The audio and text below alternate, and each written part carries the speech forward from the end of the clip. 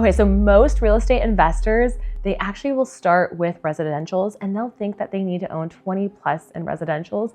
But the smart ones who are thinking bigger and faster will jump into commercial. And that is why I love self-storage. Number one is distributing risk. And so when you have one house, you've got 3 toilets, 1 lawn, right? 4 or 5 different rooms, and you have 1 tenant. And if they stop paying, you have no money coming to you and you're going to pay the mortgage. Versus in self-storage, you have 100 different units or more, and you have no tenants, no toilets, no employees, less problems. And if you have 10 that stop paying, it won't even move the needle. So number 2 is evictions. And so in residential, what happens is it can take months, right, to evict someone who is not actually paying rent. And you have to go through the whole process, and that is money down the drain. Versus in self-storage, you can actually do an eviction within 30 days or more, depending on the state. You literally lock the unit, you do a lien, you do an eviction notice, and in 30 days, you can take their stuff and sell it. And then you go out there and get another tenant, right, into that storage facility. So evictions are so much easier, which is definitely less pain, right, to an operator. Third biggest thing is scale. So when we look at like actually scaling, this is the biggest part is in residential, you're having all these different pieces for one house. Versus in self-storage, you own the whole facility, you own 100 different units that are paying you every single month in addition to other revenue streams. So which one would you rather have? I own multiple houses as well as multiple facilities, and my houses pay me maybe $400 a month or less. Or would you rather have a smaller facility that pays you $4,000 in cash flow? It's very much 10x. You pick your poison, right? So if you are looking into self-storage and wanting to scale, making sure to get in now, because this is going to be one of the best times the next 3 years is to buy these mom and pop operators, buy these facilities, add value to them, and actually sell or exit in the next 5 to 10 years. You will ask yourself, why I have not done this now versus actually doing that later. So if you're interested in self-storage, send me the word school. I'll send you the application and we'll see if it's a good fit. People ask me this question is, should I actually partner with someone else to buy my first storage facility? And I always say it depends, right? And so most like self-storage investors don't fail because of lack of money or partnerships. They actually fail because of they don't know the right partnership.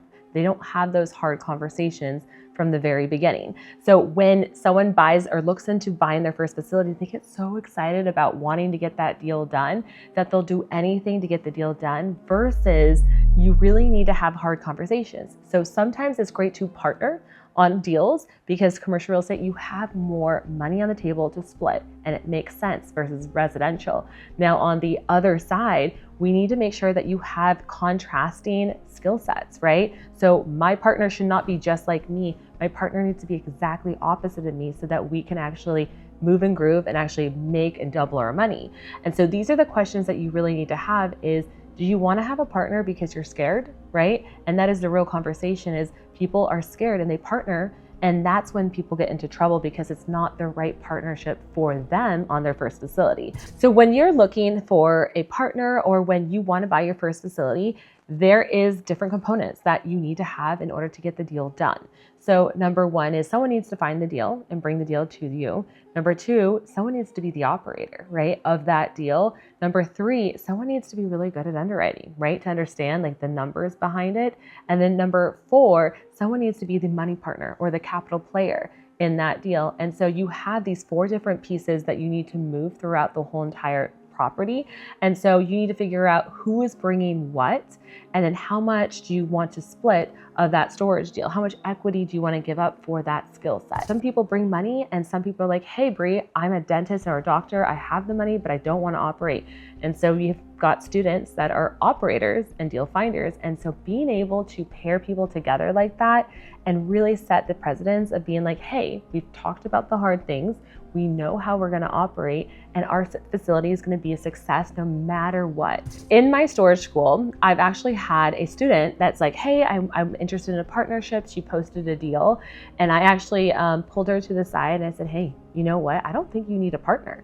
And this is something that's so important for people to realize is sometimes you have the money. Sometimes you know you have the deal and she wants to be the operator. And so what does she need from a partner was nothing. And so I really brought that up to her because that's important to know is, are you just scared? And that's why you want to have a partner, is to double down? Or do you really need a partner to come in with that deal and split that type of equity? So I always say I had one accidental rental while I was pregnant, and that's what really led me into self-storage. When I was with you and my little belly, I think thinking bigger, and when you want to start a family or when you are pregnant and you're like, wow, what I have right now is not working, making that big push and being like, what else do I want to do? And when I had that one rental and found self-storage, I was like, I'm going to buy a self-storage facility before you're born. And so making that happen, like I was relentless. The biggest part to this was there was no doubt in my mind that it wasn't going to happen. And so when I would talk to my dad, right, about, you know, my dreams and all these things, and he's like, why would you want to do Storage Wars? Like literally he thought I was going to do Storage Wars. And so I was relentless, underwriting storage deals every single afternoon while training people in my gym while pregnant with her. And finally, when deals start to make sense, they make sense. And that is when I finally pulled the trigger. And the joke in the family was, is the baby gonna come first, or is the storage facility gonna come first? So I get a lot of questions about, you know, is it worth putting the time and effort into finding your first storage facility? And I tell my storage school students all the time, it's like, what do you want out of life and how do you reverse engineer it? Do you want 20 houses? What type of operation, what type of problems is that gonna create? If you want a self-storage business, what can that look like? And so I want to talk about how you can actually run, especially as a mom, as a female, like running multiple businesses with kiddos. You know, my goal is the simple business model. It's a very simple, boring business model, and I love it because being able to have systems and then also being able to scale and have remote self-storage facilities that are operated at a low expense profile. When you own a self-storage facility, what and like how tenants find you is on Google Maps. Millennials, Gen X, they don't want to talk to people. They want to purchase a unit, you know, pay for it. And as soon as that happens, they upload their license, they sign a waiver and a lease, they get an automatic message with their gate code and their lock code. And so what happens is whenever they want, they can move up to the gate, they can put their own personal code in, drive in, go to their storage unit, go and put their lock code in, and then move their stuff at their own liberty whenever they want. And as soon as they leave, they can actually put their own lock on top of that. And so what is nice is no one had to be there to help them.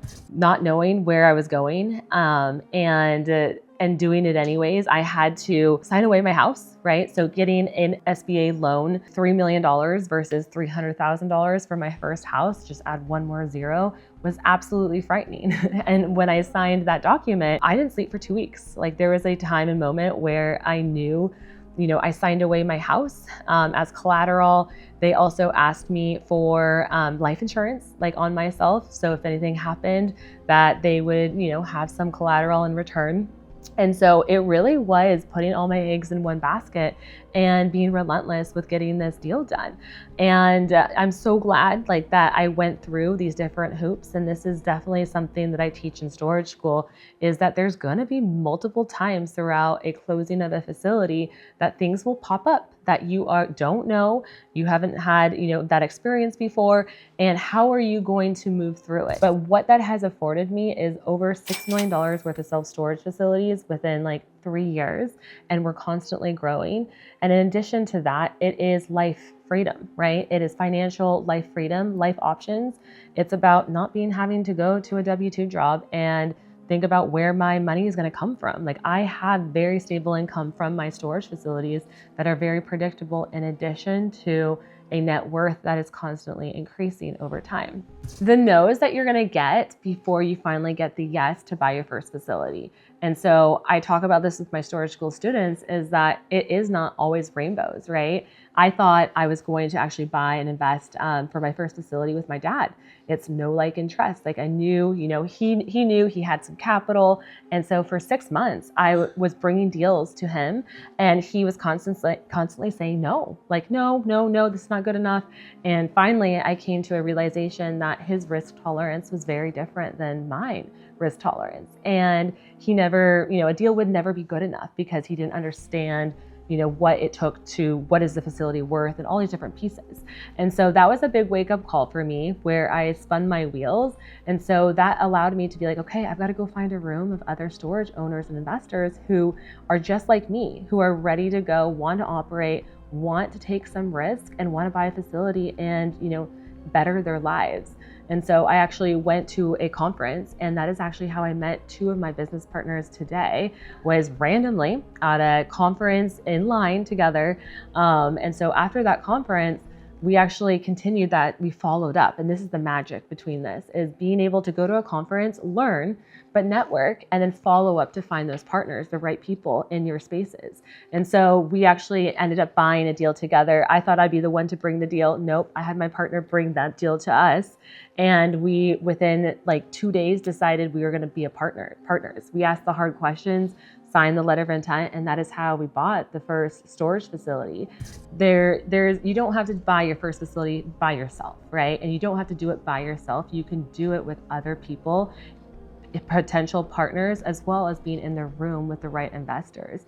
And so that was something that I really had to learn, is to take a step back and decrease that, control, and trust that I knew that my partners would have my back.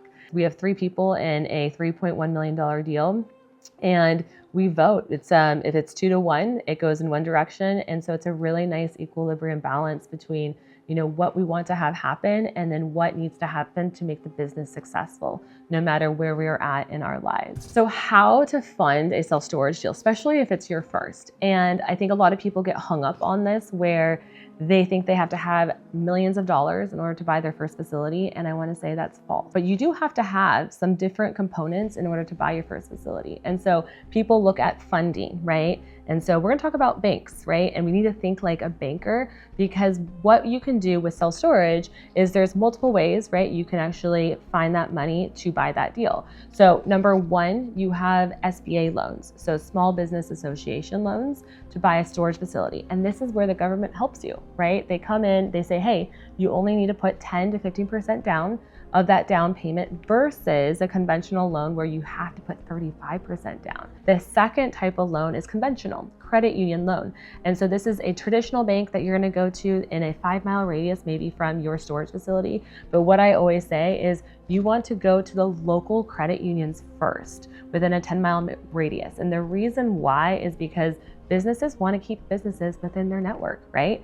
And banks want to have their business because they know the storage facility down the way makes a lot of money, and they know that that's going to be a good deal, versus a bank that's like a state away, right? So make sure you go and check out your local credit unions, because normally they'll have their best rates right now, and they would like to do business with you as a small business owner. Seller financing is the third way. And so this is something where, say, a storage owner owns that facility outright, which a lot of mom and pops do right now. They've owned it for 10 to 12 years. What you can do is you can say, hey, Mr. Owner, if I give you $1.1 million, would you be open to being the bank? And so they get to actually make more money on top of that if you are seller financing. And so there's multiple ways that you can actually buy your first facility. And then the fourth way that I like to do is you can actually find the storage deal and you can operate it, and then you can go find a money partner, and you get to skin off that equity. Like you get to have like 60% of that equity for 40% of the other partner that comes in and puts his money in. So now you have a storage deal with little to none of your own money into it, and you're going to only get better and more comfortable and confident to go buy another one. So when I teach in self-storage school, like how to go out there and talk to storage owners and find good storage deals, we like to go off market, which is directly to a storage owner, and say, hey, would you consider an offer on your facility? And so what you need to gather is the important pieces of information. There's 4 pieces that you need in order to understand what is that facility worth today. So number 1 is you need the unit mix, right? You need to understand what a unit mix is it's, hey, Mr. Owner, how many 10 by 10s do you own and at what price? So is it 10 by 10s at $100? And then you walk them through it. The second piece of information that you need is you need a P&L, right? So you need a P&L to understand how much did this facility actually gross in 2025. And if they're not open to giving you a P&L, which they might not, you can just ask them like, hey, how much did you make last year in 2025? And say, I always like to be like, if they are very close to their chest, I'd be like, oh, did you make 120,000? And they will correct you and let you know that important piece of information. The last part is, what is their occupancy feel, right? So they can give you an occupancy report, or they can say, hey, I'm about 95% occupied. And that's really gonna help you understand what that facility is worth. This is a question I get all the time, is in Storage School, we teach how to actually read a P&L, how to understand what is working and what is not, and then also seeing like, what are these crazy charges that these owners try to gouge and take away from their cash flow. When I say most of the time these P&Ls are fabricated or fluffed up, it's true. Knowing you're buying a small business, nothing's going to be perfect. These P&Ls are going to have every gas station, every expense line, every restaurant. They're going to try to expense it within the business, showing a lower, right, net operating income. And that is something that you have to look at and decide, really, what is this facility worth? Or, right, is it not worth anything? So in one of our storage facility deals that we did in the very beginning, this was in 2022. And what happened actually was, as interest rates were rising really, really fast, we wanted to buy this facility. And so it was on an SBA loan. And what we had to do in order to get the deal done was that the storage owner wanted to close the deal within 90 days. And the SBA was like, we can't do that. And so we had to actually get on an SBA bridge loan. So a bridge loan is a fancy term for just literally a bridge for 1 year at a more expensive rate. And you're betting on buying that deal on a bridge loan, knowing or hoping that you're going to make it to your SBA loan, the product. And so it is a very risky business, especially in a commercial real estate, because if you buy that facility on the bridge loan, you own it, right? And now you got to figure out what you're going to do if that loan does not come or does not finish the closed end of the product. And so we felt for 6 months, we were on this bridge loan until we were able to purchase the facility on our SBA. Alex Hormozi talks about the woman in the red dress or the man in the tuxedo. And this is interesting because it's shiny objects, right? You're always gonna have some shiny objects that pop up as you go through owning real estate, and it's only gonna show up in different flavors. And so what I really try to stay focused on is, am I gonna say yes, no, or an offer to a storage deal? And majority, 95% of the time, I say no, because it's not the right fit. I'm very much a storage investor that doesn't believe in buying multi-millions, crazy amounts in self-storage. I wanna buy 3 to 4 good storage deals every single year. And I wanna make sure that those are gonna be the deals that cash flow, right? And reduce my risk.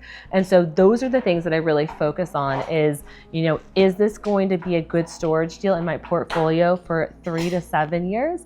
Or does it not hit my, my bandwidth? Or is it too risky? Or is it not worth the juice to squeeze? I did put an offer in on a glamping resort, but it does have some self-storage component on top of that. And yes, I laugh because it is my shiny object. It is something that is not storage, it's hospitality. It goes beyond every single thing that I want to do, right, in my checklist.